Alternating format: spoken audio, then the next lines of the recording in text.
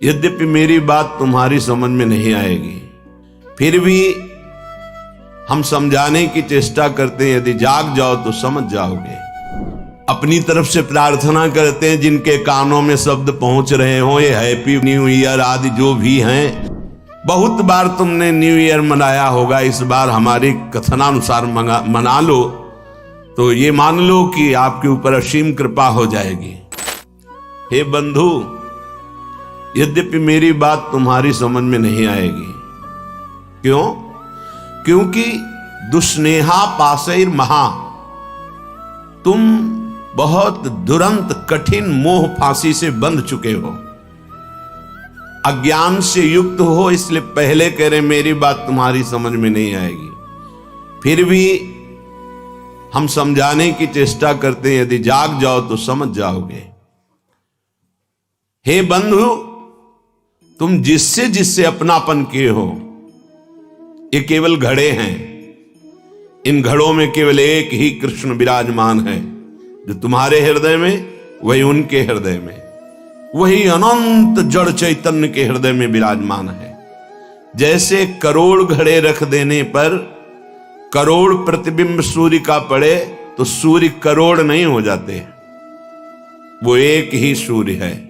जैसे करोड़ों घड़ों के नष्ट कर देने पर करोड़ों सूर्य प्रतिबिंब नष्ट जैसे जान पड़ते हैं, तो क्या सूर्य पर कोई फर्क पड़ा क्या? नहीं। ऐसे ही वो सच्चिदानंद ज्ञान स्वरूप परमात्मा इन सब घड़ों में विराजमान है। उसको न जानकर, उसको न मानकर हम इन शरीरों से प्यार कर बैठे। हे बंधु, बंधुजना, जिसको तुमने प्रिय माना है, जिन शरीरों को तुमने अपना माना है, यही स्थूल सूक्ष्म कारण यतते सदैव दुस्नेह पासैर महा। एक ही लड़का है, बहुत रुपया कमा रहा है, पधार गया, पूरा परिवार उजड़ गया। ये काल का कलेवा संपूर्ण संसार है। ए भाई, यद्यपि मेरी बात तुम्हारी समझ में नहीं आएगी, पहले कह दिया। यहां सब प्रसन्नता चाहते हैं, आनंद चाहते हैं, सुख चाहते हैं, पर नाशवान दुखालय में बड़े आश्चर्य की बात है। बंधु, तुम मेरी बात नहीं समझ पाओगे। श्रीपाद कह रहे बड़े आनंदित, बड़े सुखी, बड़े हर्षित होते हैं जब अनुकूलता हमारे को घेरती है। अनुकूल पुत्र, अनुकूल धन संपत्ति, अनुकूल पद, सब व्यवहार अनुकूल। भूल गए मैं कौन हूं, किस लिए आया हूं, मेरा परम कर्तव्य क्या है, भूल गए अनुकूलता में। अब जब प्रतिकूलता आई तो डूब गए प्रतिकूलता में, निकलने का चांस नहीं। इसीलिए कह रहे हैं बंधु, मेरी बात तुम्हारी समझ में नहीं आएगी, पर हम समझा रहे हैं, अगर समझ जाओ। माया कापी विमोहिनी, बहुत विचित्र ये विमोहिनी माया है। कभी तो स्त्रिया कलालापः, स्त्री स्वरूप में ऐसी चेष्टाएं, मधुर भाषा, सुधामयम वाचो कामिनाम रसवर्धनम, वाणी अमृतमयी, हृदय में काम वेदना का प्रादुर्भाव, ऐसी चेष्टाएं, विमोहिनी माया। कभी शिशु कलालापः, कभी छोटे बच्चे के रूप में लड़खड़ा के चलना और तोतली वाणी में बोलना, मानो प्राणों का अपहरण कर रहा है। दुस्नेह पासैर महा, ये उस त्रिभुवन विमोहिनी माया का पास तुम्हारे हृदय को जकड़ रहा है। वो तोतली वाणी में बोल के पिता पापा गोद में चढ़ा, पूरा हृदय आसक्त हो गया। वो मधुर मुस्कान, सुधामयम वाचो, अमृतमयी वाणी, कटाक्ष भरी चितवन से विनोद भरी वार्ता, पूरा हृदय फंस गया। घोरा अनर्थ, घोर अनर्थ हो गया। क्यों? यहां आए थे जीवन मुक्त होने के लिए, वादा गर्भ से करके आए थे भगवान से कि इस बार मुझे निकाल दो, मैं ऐसा भजन करूंगा, कहीं भी ममता आसक्ति नहीं करूंगा, एकमात्र आपका भजन करके जीवन मुक्त हो जाऊंगा। तो फिर क्या, गृहस्थी में ना रहें, नहीं, आराम से रहिए। तो पत्नी से प्यार न करें, नहीं, बहुत प्यार कीजिए, लेकिन स्वार्थ की गंध रहित होकर उसे परमात्मा स्वरूप जानकर। पुत्र से प्यार ना करें, बहुत करो, गोपाल जी की भावना करो। स्वयं श्री कृष्ण कैसे आंगन में खेल रहे हैं, कैसे तोतली वाणी में बोल रहे हैं, भगवत भाव युक्त करो। नहीं तो कह रहे दुष्स्नेह पाशैर महाघोरा अनर्थ। तुम समझ नहीं पाए, ऐसी फांसी में बंध गए, घोर अनर्थ हो जाएगा। एक बार भी राम कृष्ण हरि बोलने का अवसर ये माया नहीं देती। भाग्यशाली हो जो आपको सत्संग सुनने का अवसर मिला, नाम जपने की रुचि बनी और अधर्माचरण त्यागने की चेष्टा हुई। बड़ी कृपा हुई है, संभाल लो अपने आप को। निदानमर्थ महत्वम विद्य पार्थम परम। आहा, ये अनर्थ का निदान करने का अभी समय है। दूरादपाश स्वजनान सुखमर्थ कोटिम, अभी समय है, निकल सकते हो उनमें भगवत भावना करके, केवल भगवत भावना करके। छोड़ के भागने से कुछ नहीं होगा। ये दुस्नेह पाशैर महाघोरा अनर्थ छोटी मोटी फांसी नहीं है, बिना फांसी के ऐसे फांसी है। भागते हुए संसार में घूमते रहो, चाहे जो वेश बदल लो, इस फांसी को जब तक नहीं काट पाओगे, ये दुराशा, ये दुस्नेह, ये बहुत बड़ी फांसी है। विषय चुगा जिन चुगय मन, चुगत कछुक सुख होए, फिर फांसी ऐसी परे। फांसी नहीं दिखाई देती, लगी बहुत जोर की है। परिवार का राग, परिवार की ममता इतनी जोर की है कि हमें लगता है यही सत्य है। और ये हम साधारण पुरुषों की बात नहीं कर रहे, जो भागवत गीता शास्त्रों का अच्छा ज्ञान रखते हैं, रोज पाठ करते हैं, उत्तम कुल के हैं, बड़ा अच्छा स्वभाव, तो कहते हैं परिवार की चिंता। अरे यहाँ इतनी चिंताएं हैं, हम कहां से माला लेके बैठे, हमारे पास समय थोड़ी है। भैया जब काल आवे ना तो यही उत्तर दे देना, यम आवे तो यही उत्तर दे देना। लोग समझते हैं बाबा जी के पास कोई कार्य नहीं। कै बजे तुम जगते हो, कितना कार्य करते हो?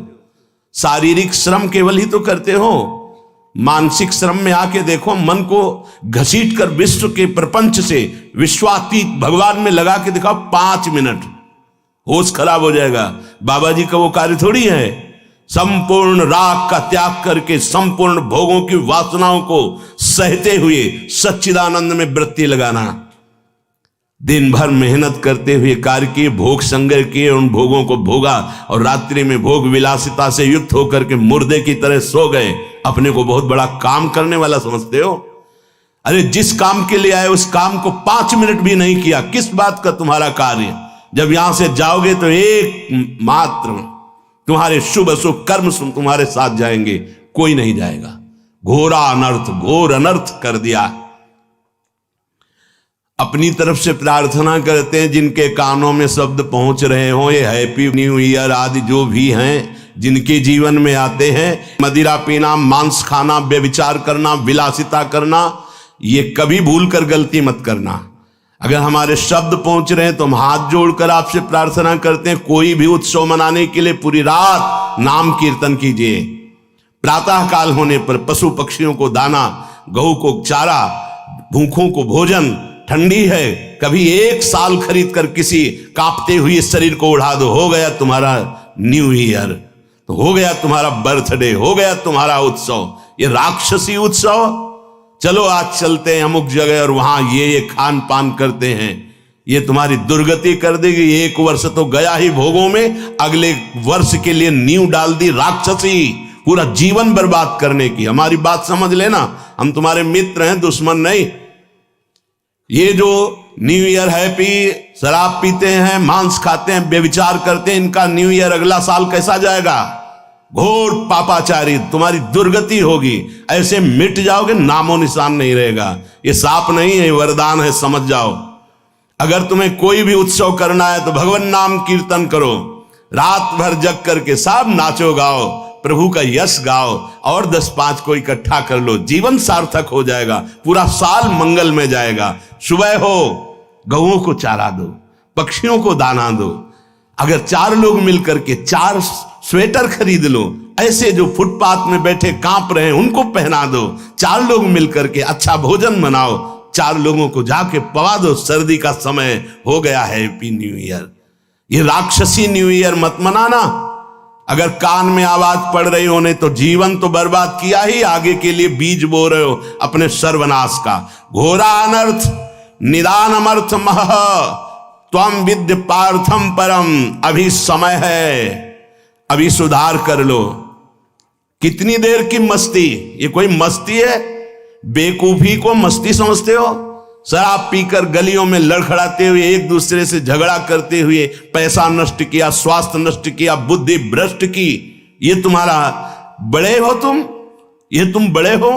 बड़ा वो है जो अपनी इंद्रियों को शासन में करके प्राप्त सुख सामग्री को दूसरों की सेवा में लगाता है। बड़ा वो नहीं है जो अपने अर्थ के प्रभाव से व्यभिचार में उतर जाए, जुआ खेलने में उतर जाए, कोमल कोमल पशुओं की हिंसा करके रांध के खाने में उतर जाए, मनमानी आचरण में उतर जाए। वो राक्षस है, वो बड़ा नहीं है। बड़ा वो है, वो बड़े जन कहे जाते हैं जो दूसरों को सुख देने के लिए स्वयं दुख भोगते हैं और दूसरों को परमानंद प्रदान करते हैं। सा तरति सा लोकाम तारयति, उनको बड़ा कहते हैं। स्वार्थ भ्रंश करम। हे भाई, पहले कह दिया है, हमारी बात नहीं समझोगे। ये स्वार्थ का नशा जो तुम्हारे चढ़ गया है कि ऐसे सुखी हुआ जाता है मनमानी आचरण करके, ये तुम्हारा नाश कर देगा, मान लो। अभी ना मानो। बहुत विचित्र विचित्र काल की गतियां हैं। काल किसी को नहीं बख्शता। मनमानी आचरण करोगे, ऐसी शुभ जगह में मारेगा आपको जहां तुम्हारा सुख सर्वस्व विध्वंस हो जाएगा।